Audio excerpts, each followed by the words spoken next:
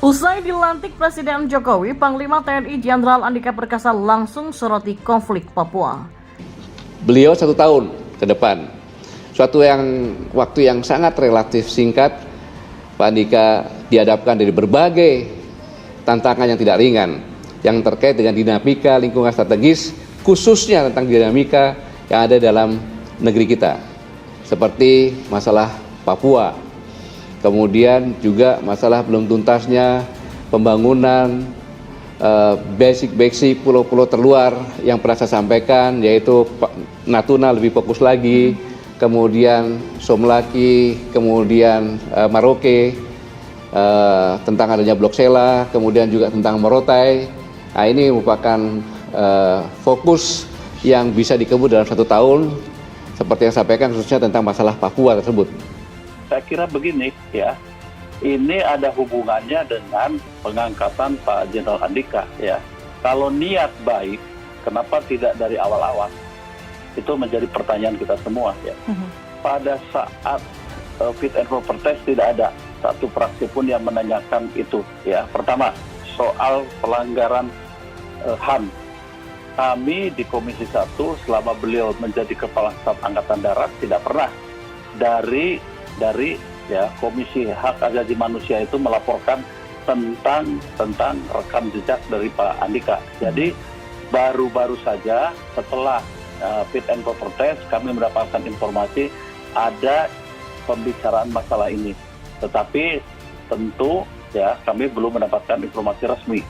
Sehingga sampai saat ini tidak ada yang menanyakan. Program kerja kita akan melanjutkan secara umum karena memang kita kan sudah dibatasi ruang di mana tugas-tugas kita itu sudah juga dicantumkan dalam Undang-Undang Nomor 34 tahun 2004. Jadi saya akan terus, tetapi memang detailnya saja dari tiap-tiap tugas itu yang perlu mungkin sedikit perlu evaluasi dan perbaikan sana-sini.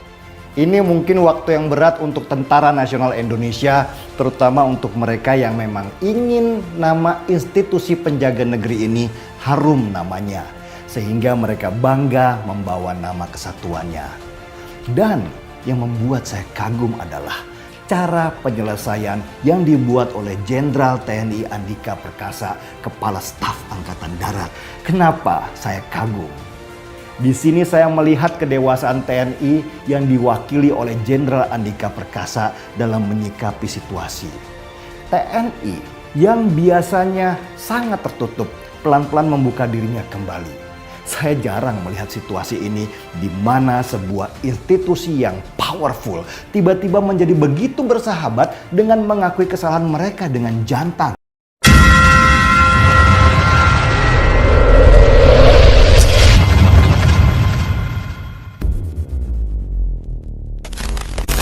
Usai dilantik Presiden Jokowi, Panglima TNI Jenderal Andika Perkasa langsung soroti konflik Papua. Saya akan melakukan evaluasi, melakukan perubahan dalam hal bagaimana kita beraktivitas bukan hanya di Papua tapi juga di seluruh wilayah NKRI, kata Andika dalam jumpa pers di Istana Negara di Jakarta pada Rabu hari ini. Terkait hal tersebut, ia menyatakan sudah punya konsep besar soal pendekatan baru untuk Papua. Namun hal itu baru akan mengumumkan konsep itu jika evaluasi menyeluruh telah dilakukan. Ia sedikit membuka bahwa pendekatannya akan dikembalikan kepada undang-undang. Andika ingin agar prajuritnya bertindak sesuai dengan amanat perundangan. Saya ingin menggunakan peraturan perundangan sehingga jangan sampai kemudian kita ini melakukan tindakan atau mengambil kewenangan orang, ucap Andika. Konflik antara TNI Polri dengan organisasi Papua Merdeka atau OPM terus meningkat sejak April 2021. Korban berjatuhan dari dua pihak dalam kontak senjata di berbagai daerah tersebut. TPNPB OPM sendiri pernah menyatakan perang terhadap TNI Polri. Mereka mengajak aparat keamanan untuk bertempur di Ilaga, Kabupaten Puncak, Papua. Jenderal TNI Andika Perkasa resmi dilantik Presiden Jokowi menjadi Panglima TNI di Istana Negara pada Rabu hari ini. Sebelum menjadi Panglima TNI, Jenderal TNI Andika Perkasa adalah Kepala Staf Angkatan Darat atau Kasat. Dalam masa itu ada kisah mengharukan yang dialami oleh Jenderal TNI Andika Perkasa. Diketahui pelantik Jenderal TNI Andika Perkasa berdasarkan surat keputusan Presiden nomor 106 garing TNI 2021 tentang pemberhentian dan pengangkatan Panglima TNI yang dibacakan Sekretaris Militer Presiden Marsda TNI M. Tony Haryono.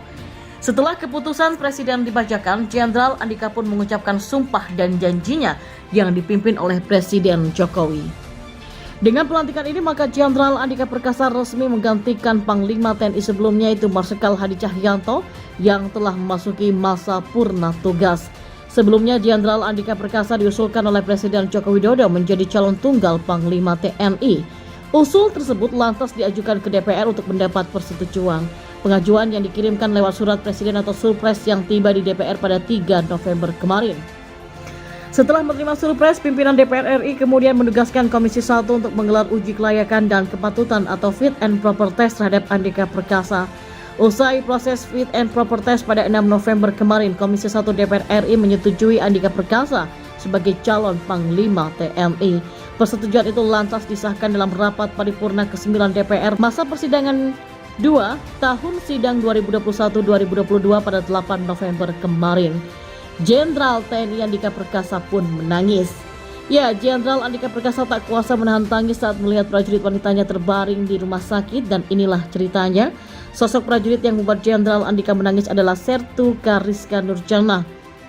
Sertu Rizka adalah prajurit TNI AD yang bertugas di Dinas Penerangan TNI AD. Sertu Rizka dirawat di RSPAD Gatot Subroto karena menderita tumor otak. Sertu Rizka mengalami kebutaan akibat penyakit yang dideritanya. Saat mengunjungi Sertu Rizka itulah Jenderal Andika menitikan air mata. Dan ini terlihat dari tayangan YouTube TNI AD berjudul Berurai Air Mata. Prajurit ini tidak menyangka. Pada tayangan itulah Jenderal Andika didampingi sang istri Diah Erwiani berkunjung ke RSPAD Gatot Subroto dalam rangka Hari Bakti TNI AD pada Desember 2019 lalu. Jenderal Andika bersama istri berkesempatan mengunjungi para prajurit yang dirawat di RSPAD Gatot Subroto. Dari tayangan YouTube TNI AD itulah Jenderal Andika Perkasa dan Diah melihat acara sunatan massal di RSPAD Gatot Subroto. Lalu Jenderal Andika dan istri mengunjungi pasien bernama Peltu Lili Suhaili. Peltu Lili bertugas di Kodim 0503 Jakarta Barat. Peltu Lili mendapatkan perawatan di RSPAD Gatot Subroto karena menderita diabetes. Didatangi kasat, air mata Peltu Lili tumpah. Ia tak menyangka seorang kasat datang mencenguk dirinya. Awalnya Peltu Lili mendapatkan kabar bahwa yang datang hanyalah dia, istri Jenderal Andika. Justru ia malah khawatir jika yang datang adalah Jenderal Andika. Kekhawatiran Peltu Lili terbukti, ternyata Jenderal Andika pun ikut datang mengunjungi dirinya. Saat kunjungannya, Jenderal Andika berpesan kepada istri Peltu Lili untuk menjaga suaminya yang terbaring sakit. Jenderal Andika menjabat tangan Peltu Lili lalu mengucapkan rasa terima kasihnya kepada Peltu Lili yang selama ini telah membantu TNI Angkatan Darat.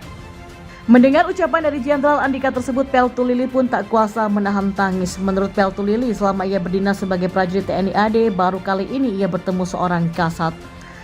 Sementara itu, pegiat media sosial Denny Siregar berkomentar mengenai pelantikan Panglima TNI Jenderal TNI Andika Perkasa dan Kepala Staf Angkatan Darat atau Kasat Jenderal TNI Dudung Abdurrahman. Menurut Denny, dengan diangkatnya Jenderal Andika dan Dudung, maka habislah harapan kelompok kadal gurun alias kadrun yang ingin membenturkan TNI dan Polri.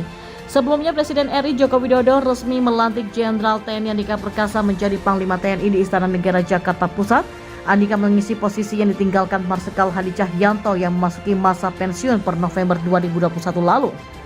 Selain itu, Presiden Joko Widodo juga melantik Letjen TNI Dudung Abdurrahman sebagai kasat yang menggantikan Andika Perkasa yang telah resmi menjadi Panglima TNI. Pelantikan ini pun berdasarkan keputusan Presiden nomor 107 TNI tahun 2021 tentang pemberhentian dan pengangkatan Kepala Staf Angkatan Darat atau Kasat. Dan dengan tersenyum dan terus menggenggam tangan sang istri, Panglima TNI Jenderal Andika Perkasa membeberkan perasaannya untuk mandat baru yang telah diberikan oleh Presiden Joko Widodo. Dikonfirmasi soal program kerja yang akan dilakukannya dengan jabatan Panglima TNI, Andika menegaskan akan terus melanjutkan kerja-kerja Panglima TNI secara umum sebagaimana tercantum dalam undang-undang. Andika lebih lanjut mengungkapkan dirinya mendapatkan pesan khusus dari Presiden Jokowi terkait mandat baru yang diterimanya sebagai Panglima TNI. Kendati demikian, Andika menolak untuk mengungkapkan apa isi pesan Presiden Jokowi kepadanya. Dalam kesempatan tersebut, Andika pun terpesan agar seluruh prajurit TNI di seluruh Indonesia menjadi bagian dari kita sendiri. Sebelumnya, Presiden Joko Widodo melantik Jenderal Andika Perkasa sebagai Panglima TNI.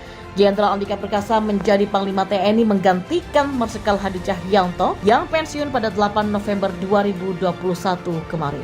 Ia sedikit membuka bahwa pendekatannya akan dikembalikan kepada undang-undang. Andika ingin agar prajuritnya bertindak sesuai dengan amanat perundangan.